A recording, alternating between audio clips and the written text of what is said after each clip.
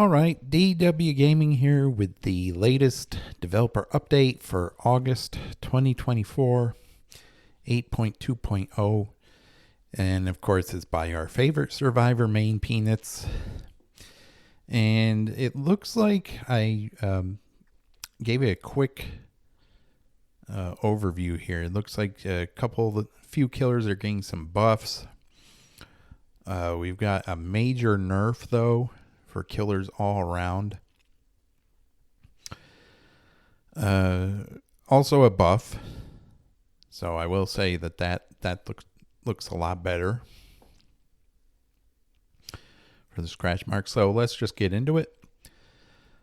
So the Dredge increased movement speed while charging Reign of Darkness to 3.8 meters per second was 3.68. Increased teleport speed outside of Nightfall to 19 meters per second was 12. Reduced teleport cooldown outside of Nightfall to 10 seconds was 12 seconds. Decreased time to break out of a locked locker to 2.25 seconds was 3 seconds. Increased charge rate of the Nightfall meter to 1 charge per second per injured survivor was 0.75.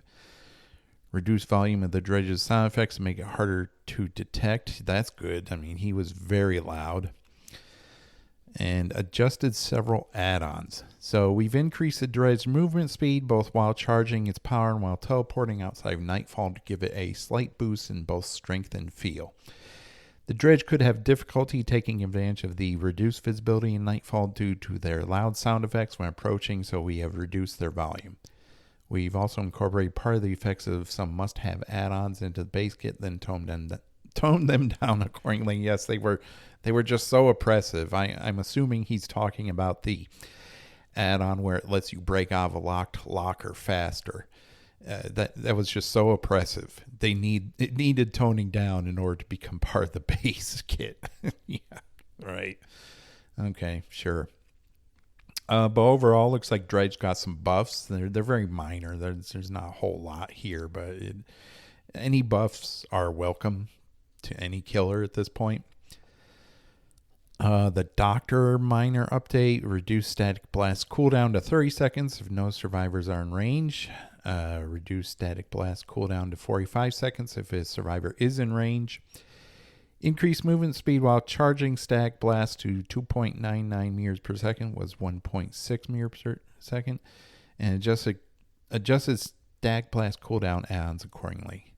Well, this will make Herman the Doctor happy. It's not much of a change, but still, I mean, any buffs to any killer is welcome, and I know Herman does main the Doctor, obviously, and I'm sure he is looking forward to any buffs to the Doctor. Doctor's still, he's definitely not the strongest killer. He has good anti-loop, but his map control is abysmal, so any kind of buff would be welcome, I'm sure. Dev note, the Doctor's static blast can be a helpful tool for players who struggle to find survivors, but the long cooldown makes it punishing to miss. Yes, it does. We've reduced the static blast cooldown slightly if survivor is affected and reduce it much further if nobody's in range. We've also increased his movement speed while charging a static blast to make it feel better to use. Okay. Nemesis, yeah, these are all minor updates. Requirement for reaching mutation rate 2 has been reduced to 5 contamination points was 6. Increased hindered penalty duration when infecting a survivor to 2 seconds was 0.25. Okay, that's kind of a big change. So you infect a survivor with Nemesis and they're hindered for 2 seconds, because that might actually be noticeable. When you first infect a survivor, I didn't even know there was a hindered penalty. When you first infected a survivor, it was so minor that it didn't feel like there was any hindered penalty at all. So this is actually a big change. This might actually be noticeable now. Adjusted Liquor Tongue and Marvin's Blood add-ons. Dev note, to help him get up and running, we've reduced the requirement for Nemesis to reach mutation rate 2. This effectively means that Nemesis can reach mutation rate 2 in the first 3 tentacle strikes on a single survivor. The hindered effect caused by infecting a survivor was previously very short, making its effect inconsequential. Yeah, it was non-existent. I didn't even know there was a hindered effect. We have extended the hindered effect to last throughout the speed boost the survivor gains from being hit with the tentacle, reducing the amount of distance they gain. Okay, that's really good. That's a really nice change. I would say that's more than a minor update. That's a really nice buff because, yeah, you would hit them with the tentacle. They wouldn't, if they were uninfected, they wouldn't get hurt. They would get infected. So you were basically punished for using your power because as soon as you hit them, they would get a speed boost. Just like if they did get hit, but they would remain uninjured. So they would get a free speed boost for nothing. This might actually make it so the speed boost is inconsequential now, which is, it was always stupid when you would play Nemesis and you'd have to infect them and they would get a speed boost for absolutely nothing. They wouldn't be injured. They would just be infected. So I think this is a step in the right direction. Blast Mine. Reduce activation requirement 40%. Generator repairs was 50. Why are we buffing Blast Mine? I mean, it's not a huge buff, but still, why are we buffing perks that punish the killer for kicking generators, doing something that they many times need to do in order to slow the game down? Why are we doing this? Dev note, does this make it practical? No. Well, I've come across a lot of survivors who actually do use this perk, and it is a big time waste. And they get it for nothing. All they have to do is their objective. People in this community, especially survivor mains, always complain about how pop goes a weasel. Killers get it for nothing. No, that's not true. Killers have to down a survivor. Then they have to find, take the survivor to a hook. Then they have to find the generator that has the most progress. And sometimes the perk expires before they can even do that. So it's definitely not something they get for nothing. But this is something they get for nothing. They do not have to do anything but what they would normally do.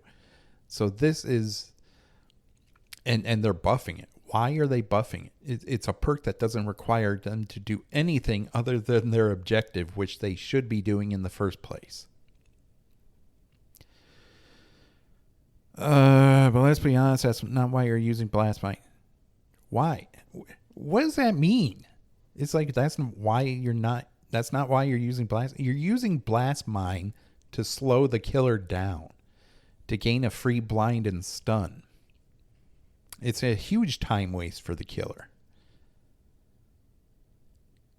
I don't know what this guy's talking about. Same thing with Wiretap. They've buffed it as well because we want survivors to be able to see the killer at all times now. I mean, they're trying to push the solo queue to the Swift level, and it's not going to work. It's going to break the game. Killer will become unplayable. It's like Wiretap can be very useful, though the killer must be nearby. Well, not if you use Wiretap and open-handed. I mean, that has incredible range on it. Yeah, this is no, they're going in the wrong direction once again with buffing perks on survivor side that don't need buffs. Stop trying to push solo queue to Swift. It's going to break the game. Okay?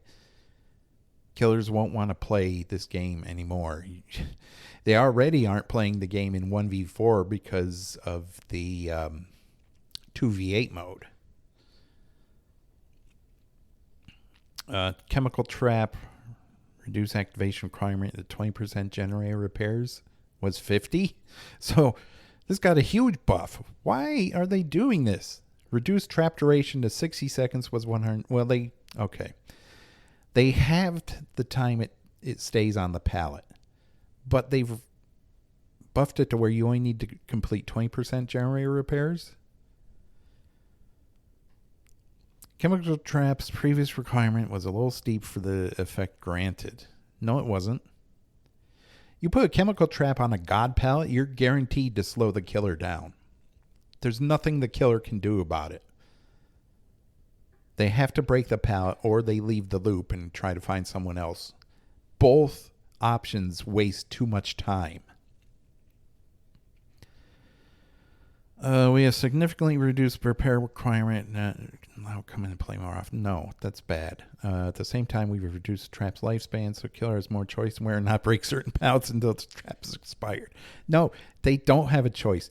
If a survivor puts a chemical trap on a god pallet, there's no choice. Get rid of god pallets then, if you're going to buff this. Like shack pallet, get rid of it. Survivor puts shack pallet down in chase and then puts a trap on it. You're not going to be able to mind game the survivor at shack. So you have to break that pallet. I would be okay with this if god pallets did not exist in this game, but unfortunately they do. You can't play around them. There's no counter to them other than breaking them.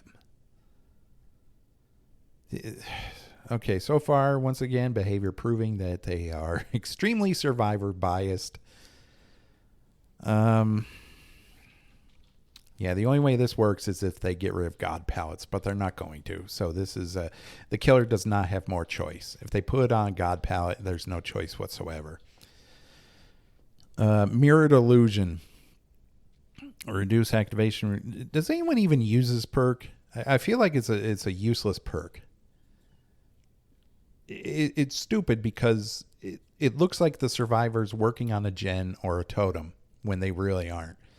I don't think any killer is going to be fooled by this perk if the survivor doesn't run away.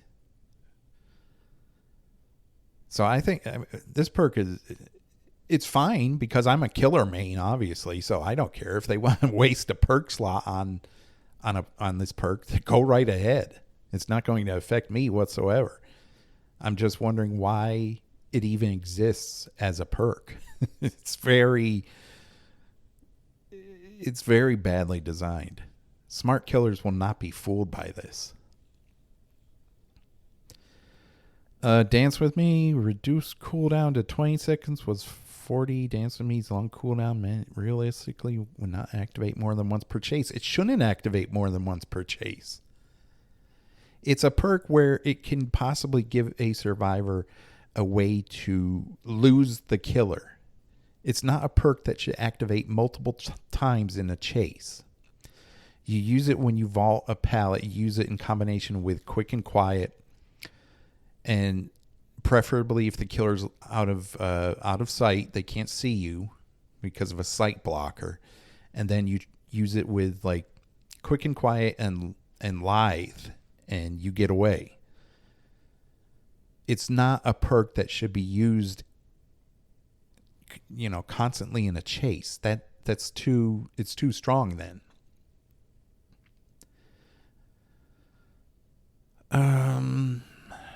Why are you doing this? Why? Who asked for Dance With Me buff? Why are they? I really don't understand these developers. I really don't. This is not a perk you should be using in chase. It's a perk to try to escape chase. If it's meant to be used in chase, they would have like a better counter for it on the killer side. Because when you vault a window with this, your scratch marks are hidden. And like I say, if they combine that with quick and quiet, they're not going to get a sound notification when the survivor vaults a window, and they combine it with lithe, and they'll be gone. This is a perk for escaping chase, not actually meant to be used in chase. I would think that it would need more of a counter on killer side if you, as a survivor, could use it more than once in a chase. Yeah, this is a problem as well.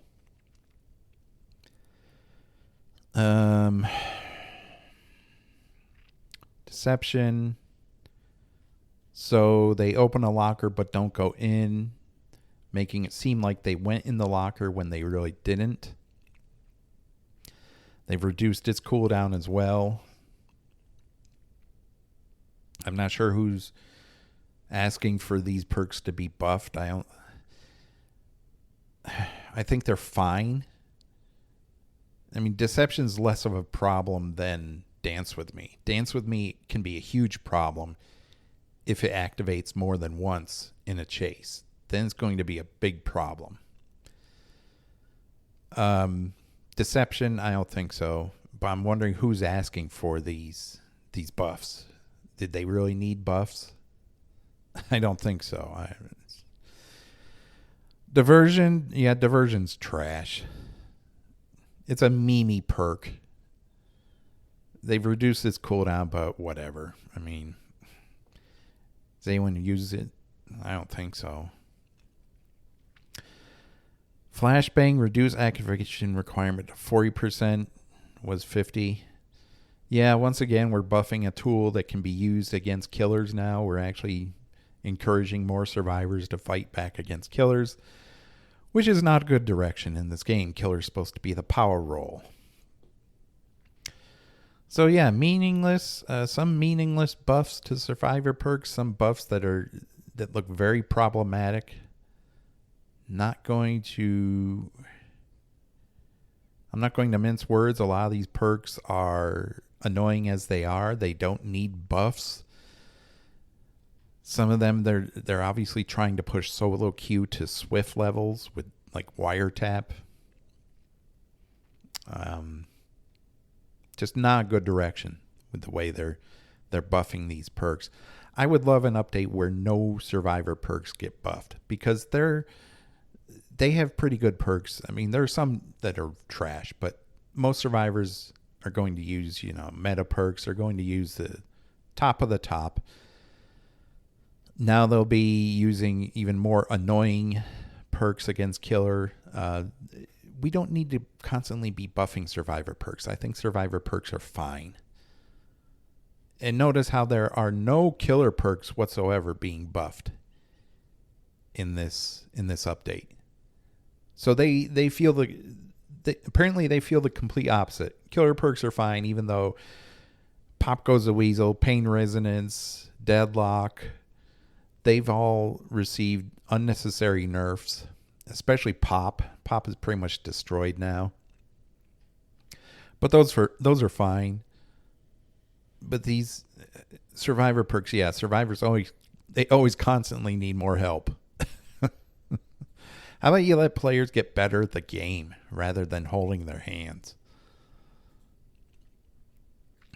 Prestige. Prestige levels are no longer shown in the pregame lobby. Yeah, more coddling. Here we go. Seeing a high prestige level caused some players to feel intimidated and leave the lobby. This has a negative effect on matchmaking and discourages players from playing their favorite survivors. They're very deceptive, these developers.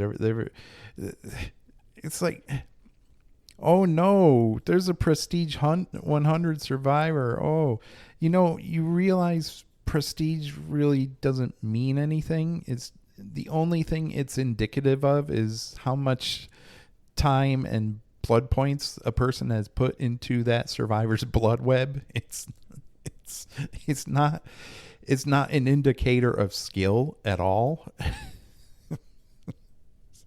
But no, we have to hide it. It's just too. These developers, I don't know. Oh man, it's okay. We will hide it. Hook stages. This is the one I was talking about. This is not good at all. So they've increased the duration of hook phases to 70 seconds. Some time ago, the total repair time of generators was increased. Yeah, it should be increased again, or give survivors another objective because generators still go too fast. For the most part, this was a positive change, though it had the side effect of making camping more effective. What are you talking about? Killers can't camp anymore. Okay, you put an anti-camping measure into the game. He's writing this like it's like the anti-camping tool has not been implemented. Focusing on repairs was the best way other survivors could counter camping. Exactly. But with repairs taking longer, 10 seconds, big deal. The survivors aren't able to get as much done before the hook survivor is sacrificed. No, they can still get generators done. I've been games as survivor where we know the killer is hanging around the hook. They can't face camp anymore. So they're just roaming in a safe distance around the hook. All you do is gens. They still go as quickly. You can still get everyone else out. Just have 3 survivors work on 3 different generators. That's all you have to do. To combat this, we're increasing duration of each hook phase to 70 seconds. So of course you are. This will allow more time for survivors to repair. If the killer chooses to camp a hook survivor, but they can't face camp. They can proxy camp, I suppose, but you can get around a proxy camping killer. It's not difficult. I've seen it done.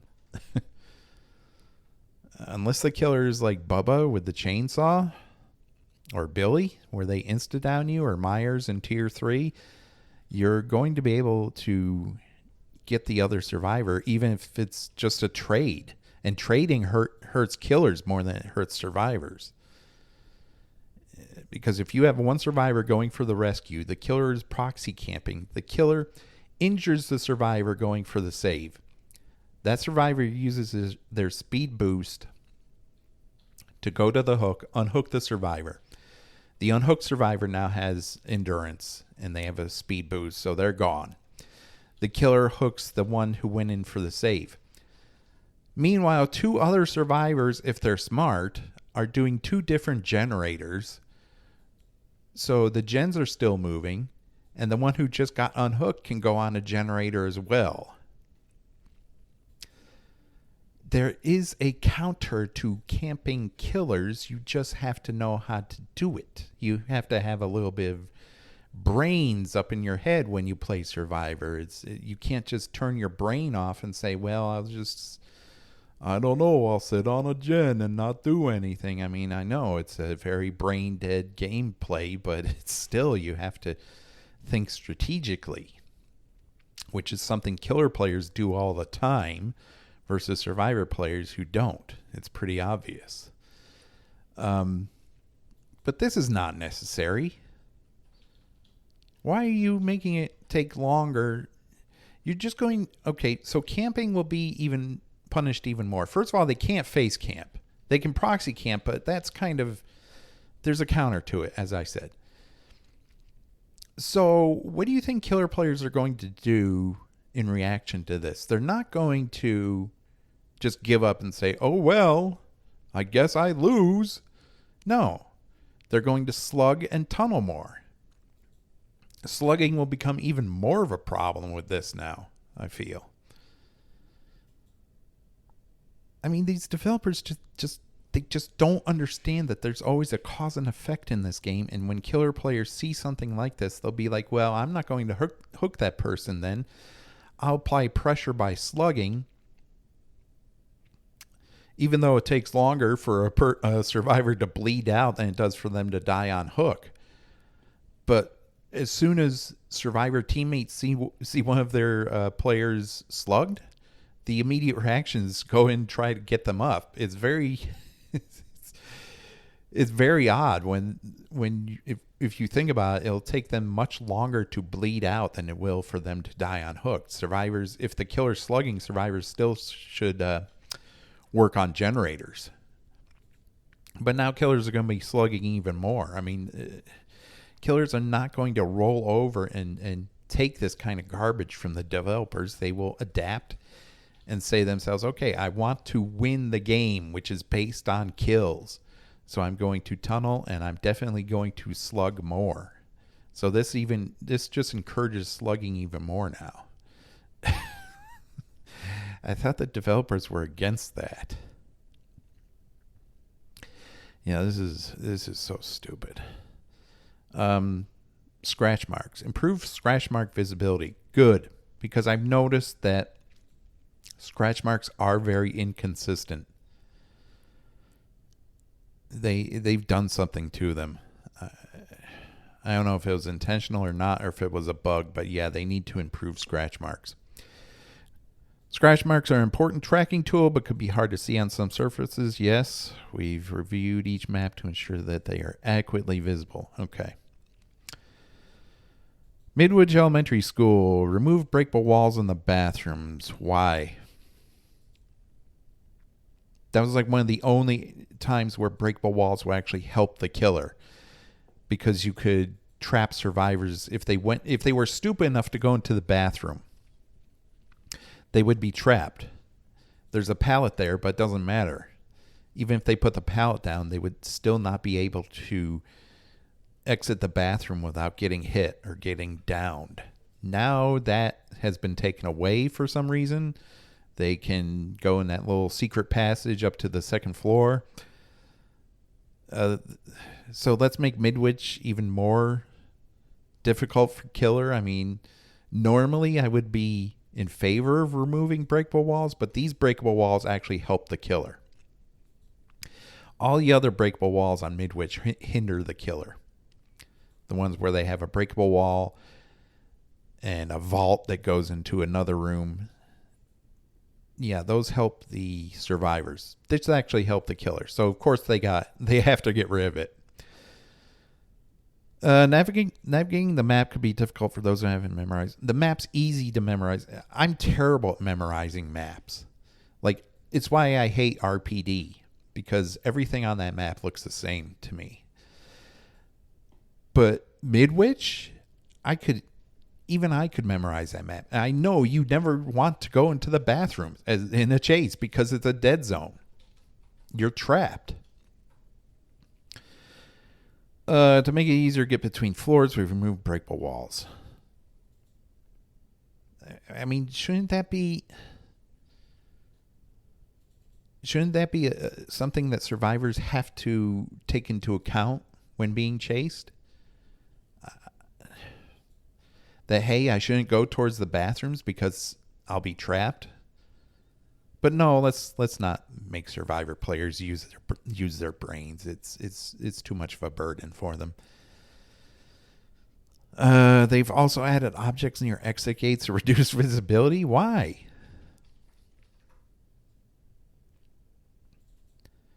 They have altered layout hallways to reduce long range visibility. I guess that's good. The killer can, if it's a stealth killer, they can always go into a room. But why would you put objects near the exit gates if the killer, let's say it's endgame and the killer's patrolling the exit gates? Why would you? I mean, the killer needs every opportunity at that point in order to get a kill. Hallways usually have long sight lines, make it easy spot approaching killers. Difficult for survivors to hide. No, they could hide in the rooms. That's why there are open doors there. Also add objects obstructing view of exit gates, make it hard to stand in the center of the map and monitor both gates at once. Oh yes, heaven forbid the killer actually have a chance of being able to intercept a survivor before they get away. I mean, you can't have that.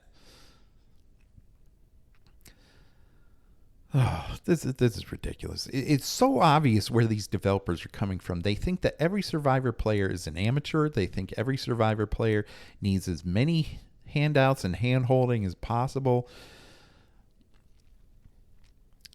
It's just so obvious. I don't understand how people can't see it. I mean, this guy is like the resident survivor main. And he's got a lot of friends there who are as well. It's very obvious.